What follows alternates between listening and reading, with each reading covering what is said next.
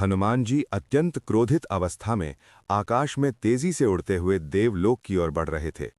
उनका स्वर गर्जनाओं से गूंज रहा था और उनके चारों ओर की ऊर्जा इतनी प्रबल थी कि सभी देवता डर के मारे छिपने लगे। कोई भी क्रोधित बाल हनुमान का सामना करने का साहस नहीं कर पा रहा था और वो यमलोक की ओर जाने लगे। यमलोक के द्वार पर पहुंचते ही उन्होंने गर्जना की और उनकी आवाज सुनकर यमराज अपने दिव्य यमदंड के साथ प्रकट हुए। वो यमदंड जिसकी शक्ति से संसार में कोई भी जीव बच नहीं सकता था, हनुमान जी पर प्रहार करने के लिए उठाया गया। आखिर हनुमान जी को इतना क्रोध क्यों आया? गंधमादन पर्वत की कंदराओं के बीच माता अंजना का कमरे में सन्नाटा पसरा हुआ था। बालक हनुमान अपनी माता के पास बैठे थे, पर आज उनके लिए सबसे प्यारी माता की सांसें धीमी पड़ चुकी थीं और शरीर ठंडा हो गया था।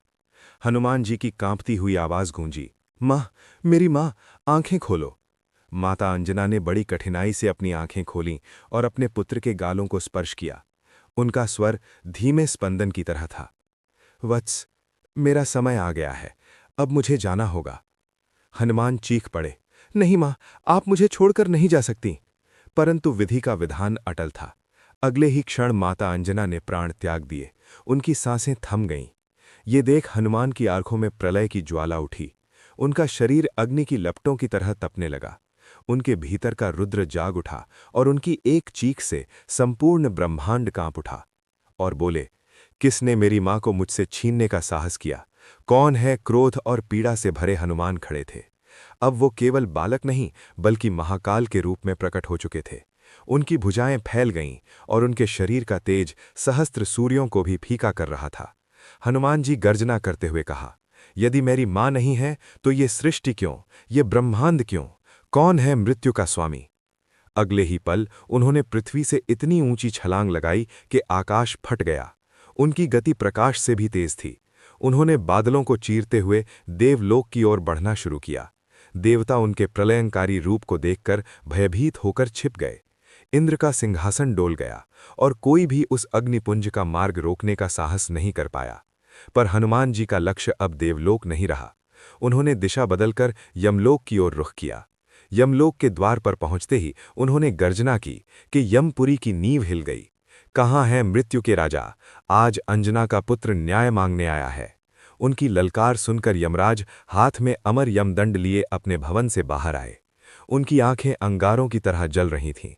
उन्होंने गंभीर स्वर में कहा, हे बालक, तुम काल के नियम को चुनौती दे रहे हो। मृत्यु का विधान अटल है, इसे कोई नहीं बदल सकता। हनुमान जी का क्रोध चरम पर था। उन्होंने गदा उठाई और यमराज पर प्रहार किया। यमराज ने यमदंड से प्रचंड प्रहार किया और ब्रह्मांड ने अपनी सांसें रोक लीं। जिस यमदंड के स्पर्श मात्र से प्राणी मरणासन्न हो जाते थे, वो हनुमान के वज्र समान शरीर से टकराकर निष्प्रभ हो गया। कुछ समय पहले सूर्य को फल समझकर खाने के बाद यमराज ने ही उन्हें यमदंड से अभय का आशीर्वाद दिया था, इसलिए ये प्रहार अप्रभावी रहा। हनुमान जी ने कहा, मुझे मेरी मां वापस दो। पर यमराज के मना करने पर हनुमान ने गदा से ऐसा प्रहार किया कि यमलोक की धरती कांपने लगी। तीनों लोकों में हाहाकार मच गया। ब्रह्मांड का संतुलन बिगड़ने लगा। ये देख स्वयं ब्रह्मा यमलोक में प्रकट हुए और बोले, हनुमान, तुम्हारा क्रोध सृष्टि के नियमों को भंग कर रहा है। हनुमान ने उत्तर दिया, मुझे मेरी मां चाहिए, मेरी मां वापस करो, मैं चला जाऊंगा। ब्रह्मा ने कहा, यह सृष्टि के नियम के विरुद्ध है, तुम वापस जाओ। हनुमान जी अत्यंत दुखी होकर जोर जोर से रोने लगे। उनके रोने की ध्वनि इतनी प्रबल थी कि तीनों लोग कांप उठे। तभी भगवान विष्णु प्रकट हुए। उन्होंने माता अंजना के प्राण हनुमान को सौंप दिए और बोले, अब जाओ हनुमान, तुम्हारी माता पुनः जीवित हो जाएगी। हनुमान जी वापस आए। जैसे ही माता अंजना के शरीर में दिव्य प्राण लौटे, उनके मुख से पहला शब्द निकला, हनुमान। कमेंट में लिखो, जय श्री राम।